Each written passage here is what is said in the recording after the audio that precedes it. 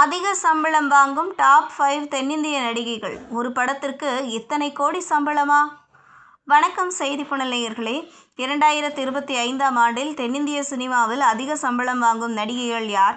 அவர்களின் சம்பளம் என்ன என்பதை பற்றி பார்க்கலாம். 2025ஆம் ஆண்டில் தென்னிந்திய சினிமாவில் அதிக சம்பளம் வாங்கும் நடிகையாக சாய் பல்லவி உருவெடுத்துள்ளார். அவரது இயல்பான நடிப்பு இயக்குனர்கள், தயாரிப்பாளர்கள், ரசிகர்கள் என அனைவருக்கும் மிகவும் பிடித்தமானவராக மாறிவிட்டார். சமீபத்தில் ராமாயணா என்ற புராண படத்தில் நடித்ததற்காக அவர் தலைப்புச் செய்திகளில் இடம் பிடித்தார். இதற்காக அவருக்கு சுமார் 18 முதல் 20 கோடி சம்பளம் வழங்கப்பட்டதாக கூறப்படுகிறது.